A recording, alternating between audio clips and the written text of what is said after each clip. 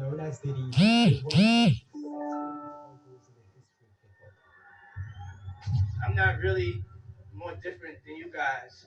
I just keep dreaming and I work hard. If you really want to understand his full impact, just look at how his music has resonated across different generations. Even growing up outside of America, I remember in the late 2000s just how much he paved the way for some of today's biggest stars. Huff, I want to thank you for being one of my biggest inspirations. Thank you so much, and I really appreciate you being there for me. At one point, he even referred to himself as the king of New York. Puffy was one of the first people who really sort of put the two music genres together of hip hop and R&B. Yeah, Diddy got the city. He once told me that he made hip hop mainstream, and I think there's a lot of truth to that. But he went from an influential figure who mingled with the wealthy to a musical pariah. Sean Diddy Combs has been arrested at a New York hotel. This news has sent shockwaves across the music industry. I've been reporting and investigating his spectacular downfall since his arrest. I think the biggest takeaway for the public with this case is the light it sheds on domestic violence. The king of the city. Yeah. I'm coming to the garden. We take you inside his historic trial in New York and hear from those who were involved in his infamous freak-offs. He came in from the neck down. He's nude, but from the neck up, he has on what I believe is called a burqa. This former employee and alleged victim. He penetrated me, and I could remember kind of saying, "Stop," or "What's going on?" And his best friend who is still in his corner defending him. That's my brother, and I'm going to support him. And especially his innocence. I'm supporting his innocence forever.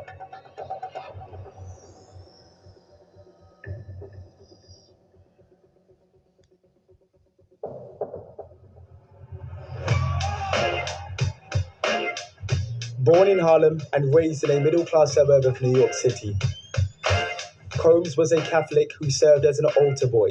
At just 3 years old, his father, Melvin, who was a drug dealer, was shot and killed. In his late 20s, he made his name as a talent director, producing and recording some of the most successful hits that turned him into a legendary figure. Sean was seen as a classic New York story of somebody from humble beginnings who made it big. I'd do anything just to see you smile. Gordon is a Grammy-winning singer-songwriter who worked with Combs during his meteoric rise.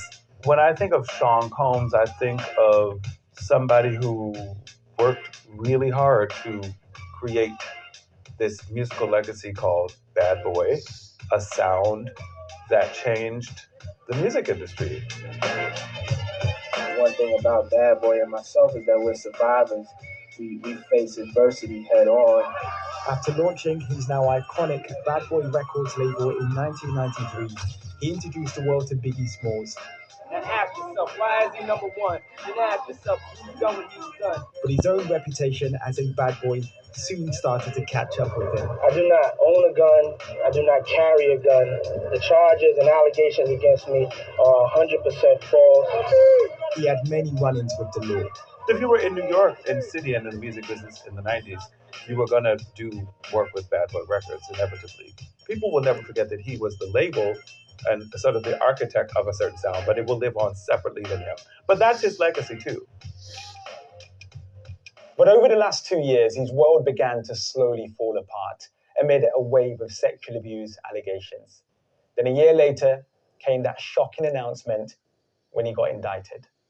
Sean Combs led and participated in a racketeering conspiracy that used the business empire he controlled to carry out criminal activity, including sex trafficking, forced labor, kidnapping, arson, bribery, and the obstruction of justice. Prosecutors specifically built their case around 4 women who accused him of sexual abuse. His former girlfriend, the singer Cassie, alleges she was trafficked and pressured into having drug-fueled sex known as freak-offs with male prostitutes, which she claims Combs orchestrated for her. In public, they're a smiling couple on the red carpet. In private, Cassie is describing a decade of weekly freak-offs in which she is being forced to engage in sex with multiple partners, some of whom are urinating in her mouth. Sometimes the sex is painful, obviously very demeaning, all while Mr. Combs is watching. Sheree is an exotic dancer who testified as a witness for the government. He says he was paid $2,000 to have freak-offs with Cassie.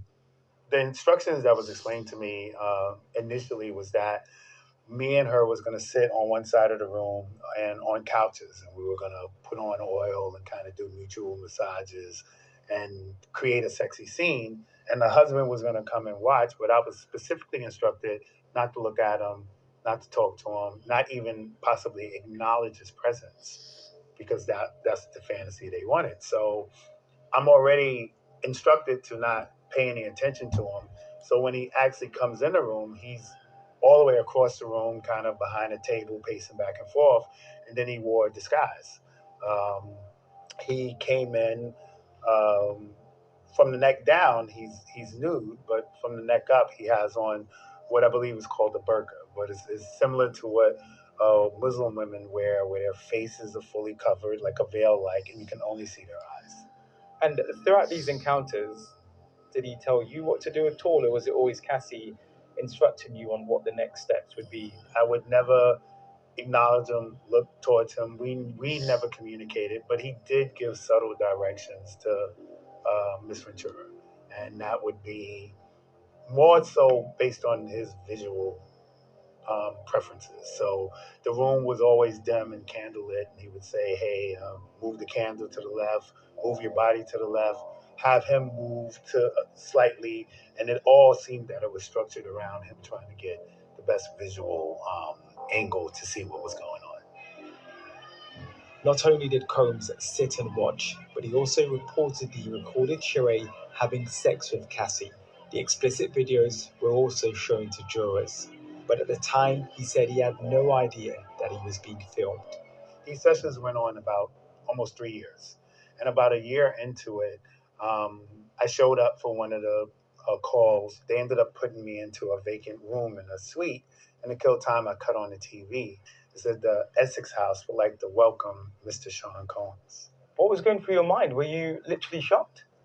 Yeah, it was holy. It was really like a mind-blowing moment. Throughout this trial, there was a lot of mention of baby oil, and that was obviously something that was instrumental to your encounters. The area where we were supposed to create the scene, there were bowls full of warm water with baby oil bottles in them. And that was instrumental to the scene we were creating. I was supposed to pour oil on myself. She was doing the same, kind of rubbing it. We would start rubbing it on each other, and then it would escalate. Combs' lawyers insisted throughout the trial that Cassie was a willing participant in the freak-offs. I will kill you if you don't show me right now. I will kill you, and I will hide you, and I will cut you up and put you... In an attempt to prove this, they played this recording of her threatening a man who said he had seen a sex tape of her. My regret is based on hearing what Miss Ventura was possibly going through. Even though I didn't firsthand get any cues, if in fact she was in distress and doing this against her will, then yeah, I have a tremendous remorse at me being a part and contributing to her possibly being sexually abused. These images were shown as evidence of the injuries Cassie said she sustained at the hands of Combs. She claimed this was the reason why she had no choice but to agree to sleep with male prostitutes. The biggest takeaway for the public with this case is the light it sheds on domestic violence.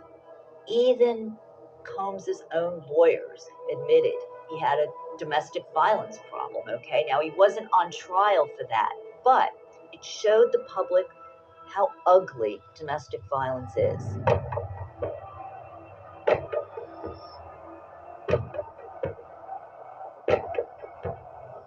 That disturbing video became the centerpiece of his trial. I remember in the courtroom the shock on everyone's faces as they watched Combs drag, beat, and kick his then girlfriend in the middle of a hotel hallway. This tape is a gift to prosecutors. The idea that they could have put Cassie on the stand and she could have talked about how one day in a hotel room he kicked me, he dragged me, he pulled me. But if this is a credibility contest, you can go to the videotape. Everything she described about what he did to her, they could see. The jury could see with their own eyes. A security guard who witnessed the incident in real time testified during the trial that he was offered money by Combs to hide the footage because if it ever became public, he was worried that it would ruin his image. It was definitely something terrible to watch. It was heartfelt. It was definitely a pause moment for me to be like, wow, there's something wrong with him. That's not the Sean Combs I know. Sean Combs I know would have never done that. So I'm looking at it like, there's something wrong here. So to me, those are the drugs. You seen a drug addict. Well, that was Sean, that was a drug addict. I wear this in pride. I don't wear this in secrecy. You follow me? Carlucci has known Combs for over 30 years, and throughout the trial, he was steadfast in his belief that his friend was innocent. Yet, still to this day, there are no proof of racketeering or sex trafficking. There's proof of domestic violence and drug addiction. What he doing in his bedroom has nothing to do with you, me, or anybody else. And how he like it, has definitely ain't got nothing to do with us. So that's his own personal sexual business.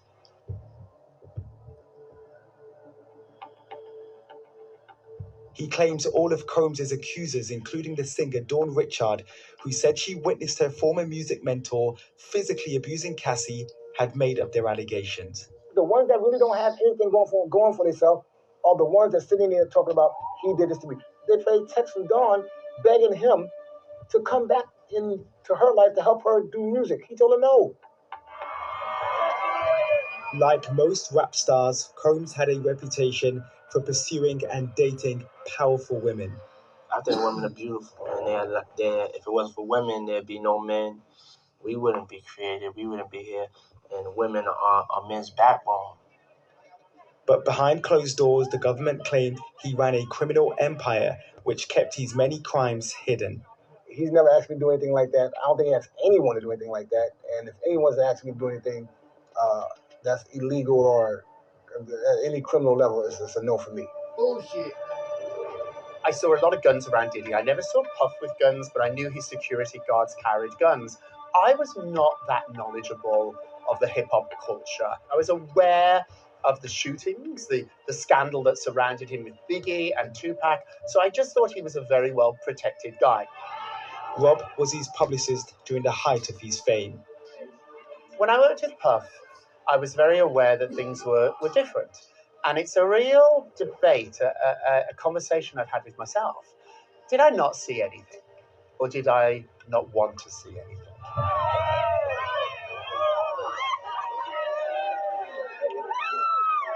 Were there some red flags? Absolutely, I wasn't naive. When I'd go to his house, I've been to a lot of celebrities' houses. I've never had to walk through a metal detector before. At Diddy's house, there was a metal detector by the front door. That was odd. A lot of celebrities have cameras around, but not in all their rooms. Whenever I was at Diddy's apartment, there were cameras everywhere, and I thought, wow, that's a little strange too. When investigators raided his mansions in Miami and Los Angeles, they found pistols, rifles, and a stockpile of baby oil. Inside his bedroom, they also discovered cocaine and ecstasy. A number of his former employees were given immunity in exchange for their testimony, with prosecutors arguing some were also his co-conspirators. It was key for the prosecution to get members of his inner circle on the witness stand to show that the public image of Sean Combs was nothing like who the private guy was. And who better to know that than the people who were around him every single day? He's not a mob boss. He's not Al Pacino. He's not the Godfather. This is not Goodfellas. This is somebody's real life. Combs is still facing a mountain of legal troubles. He's the subject of numerous civil lawsuits alleging sexual misconduct or other wrongdoing. I spoke to one of these first civil accusers, a man we're calling John Doe, who said he was raped in a hotel room in Times Square just a few years ago. He penetrated me, and I can remember kind of saying, stop, or what's going on. So I actually remember just kind of sitting there with my pants still kind of down and just asking him and kind of talking out loud a little bit, I guess, like, okay, what the hell just happened? It was a really harrowing interview. He claimed he was given a drink which was laced with drugs. He said he had only gone to his hotel room to talk about payment, having worked with him on and off for the last 12 years. And when I kind of turned around to look, he was behind me, and I could remember kind of saying, stop, or what's going on? When I finally kind of woke up and kind of came to mentally, it didn't really immediately hit me that, he was having sex. That's the first time that happened to me in my life. And it's really the first sort of, sexual interaction between me and Sean Combs, and non-consensual for that matter. I can recall him telling me that night in the hotel room, I've got lawyers in every minute, so go to the police. We contacted Combs' legal team with these accusations, and they told us these complaints are full of lies and we will prove them false. His last public appearance before his arrest was at the MTV VMAs, where I watched him accept a Lifetime Achievement Award. Dozens of his former friends tell me they are now considering whether to shun his music. Others say his current misfortunes are the inevitable result of his ruthless behavior over the years. Cassie came forward and we didn't believe her. He said she was a gold digger. And a lot of people, including me, had some doubts.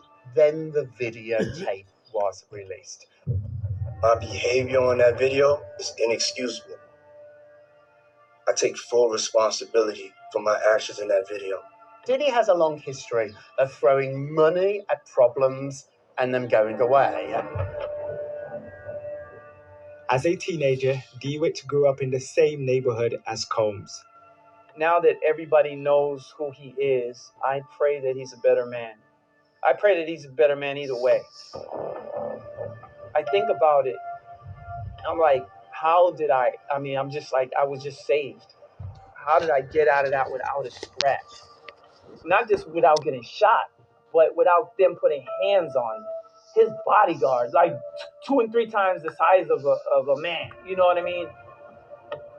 He is reliving an alleged incident in 1996 in which he claims he was chased by Combs and his entourage, who identified shots at a car he was traveling in. Gun! And that's when we heard the gunshot. I heard the gunshots, and so help me, I didn't get touched. Nobody put hands on me. We were this close to hell. He took me back near to the area where we met with his former bodyguard who was with him that night. When I heard the gunshots, I said, gun, pulling back in. The last thing I remember is as we're pulling off, Puffy's yelling, get him. And I was like, what the hell? So, and I didn't realize it until that there was a gunshot, that there was a bullet hole in the window. He's a monster, a menace to society. I said it before, I'll say it again. Do you know what happened 2 weeks after? This happened around August 26, 27 at nighttime. September 7th, Tupac died, Suge Knight got shot. Bad Boy is clearly his name. And it clearly is his modus operandi. That's how he rolls. Combs has denied all the accusations against him.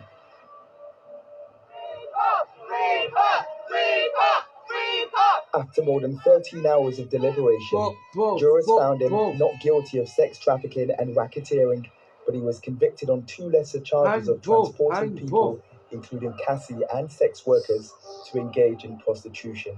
Government is who you blame. And these victims didn't get justice. All of us were crying. It was a great moment. All his lawyers, everybody was crying. It was a great moment. This verdict is absolutely let down so many women that were depending on us to put this man away, to give them the beacon of hope, the strength to walk out of their own relationships. In the end, he decided not to testify at his own trial. So we never got the chance to hear his side of the story. In a way, this verdict is seen as a reckoning for the music industry, as well as a warning. Whenever there's glamorous industries, be it film, be it music, there is the opportunity for abuses of power. And if all that we're going through is going to make this industry a better and safer place for people to pursue their dreams, I'm for that. It's difficult to see, given what we now know, how there could ever be a way back for him. The public now knows all of these terrible things about you. It knows you kick your girlfriend in a hotel room. It knows you are fueled often by alcohol, drugs, anger, jealousy. Well, we already are in talks with a few therapists, give some therapy for his anger and his drug addiction. And that's the first thing we're doing, outside of him giving his mother the biggest hug and kiss he want to give her and his daughters, and just make up the time that he lost. He's looking to just get back into sync. You know what I'm saying? Get reacclimated with his family.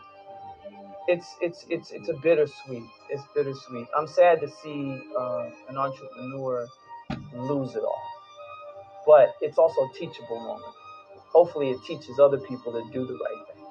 My childhood and upbringing has always been in association with him, his music, his parties.